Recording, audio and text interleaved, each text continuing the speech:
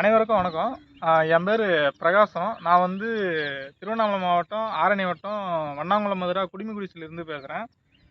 நாங்கள் வந்துட்டு இப்போ ஒரு 2 வருஷமாக வந்துட்டு பார்த்தோம்னா நம்ம இயற்கை விவசாயத்துக்கு மாறி இருக்கோம். ஏன் அப்படின்னு கேட்டோம்னா இன்னைக்கு இருக்கிற சூழ்நிலைக்கு பார்த்தோம்னா நிறைய பேருக்கு வந்து பார்த்தோம்னா ரத்த கொதிப்பு, அப்புறம் பார்த்தோன்னா இந்த தைராய்டு, அப்புறம் பார்த்தோன்னா இந்த புற்றுநோயெல்லாம் வருது. இதெல்லாம் வந்து ஆராய்ந்து பார்க்குறப்போ ஏன் அப்படின்னா நம்மளுடைய உணவு முறை வந்து மாறிட்டதுனால வந்துட்டு இந்த மாதிரி பல நோய் வந்து உருவாகுது. ஸோ அதில் இருந்து நம்ம ஒரு புதிய மாற்றத்தை கொண்டுட்டு வரணும். ஏன் நம்ம பழமையான முறைக்கு மாறக்கூடாதுன்னு சொல்லிட்டு இப்போ வந்து நம்ம இயற்கை விவசாயத்துக்கு மாறி இருக்கோம். இப்போ வந்து நம்ம இதில் பார்த்தோம்னா நட்டு 45 நாள் ஆகுது. ஆத்தூர் கிச்சிலி சம்பா இப்போ நீங்கள் பார்த்துன்னுக்கிறீங்க. இந்த ஆத்தூர் கிச்சிலி சம்பா பார்த்தீங்கன்னா ஒரு 40 வருஷத்துக்கு முன்னாடி பார்த்தோன்னா எங்கள் அப்பா வந்து பயிர் வச்சிருக்காரு. அதாவது ஆத்தூர் கிச்சிலி சம்பா, பூம்பாலை, புய்திங்காரு,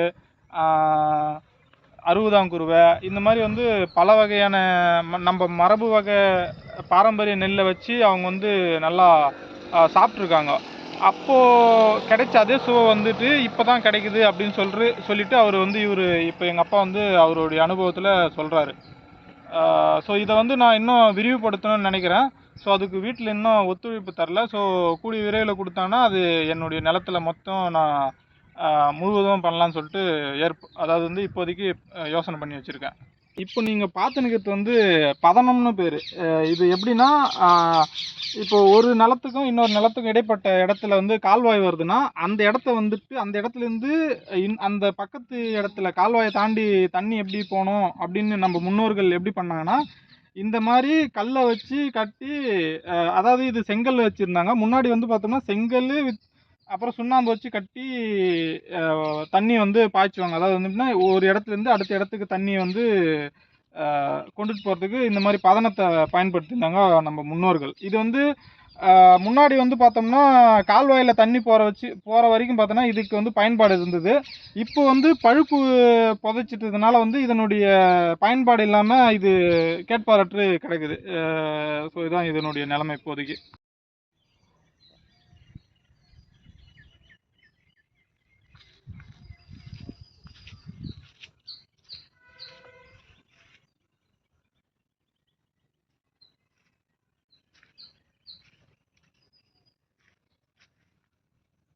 இப்போ நீங்கள் பார்த்து நிற்கிற இந்த மரம் வந்துட்டு பார்த்தோம்னா தென்னை மரம் ஒரு 38 வருஷத்துக்கு முன்னாடி, அதாவது 1987 எங்கள் அப்பாவுக்கு வந்து கல்யாணம் ஆச்சு. அப்போது அந்த கலசத்தில் வைக்கிற தேங்காய் வந்து தற்செயலாக வந்து அது முளை விட்டுச்சு. அதை என்ன பண்ணாங்க அப்படியே வந்து நட்டுட்டு இப்போ பார்த்தோம்னா இன்றைக்கி தேங்காய் காய்க்குது. இதனுடைய வயசு பார்த்தோன்னா இப்போ ஒரு 38 வயசு ஆகுது இந்த தேங்காயினுடைய மரத்தினுடைய வயசு. நன்றி. இருக்கிற இந்த பலா மரமும் இந்த மாமரமும் பார்த்தோம்னா ஒரு 40 வருஷத்துக்கு முன்னாடி பார்த்தோம்னா எங்கள் பாட்டி வந்து சின்னப்புத்தூர் மாரியம்மன் கோயிலுக்கு வந்துட்டு வைகாசி மாதம் 3ஆம் வெள்ளிக்கிழமை கூழ் ஊற்றும் போது போயிறப்போ பார்த்தோம்னா இந்த பலாப்பழமும் மாம்பழமும் வந்து வாங்கிட்டு வந்து சாப்பிட்டுட்டு போட்ட கொட்டை பார்த்தோம்னா இன்றைக்கி நல்ல மரமாக வந்து வளர்ந்து நிற்குது. நம்மளுக்கு கனிகள் நல்லா தருது.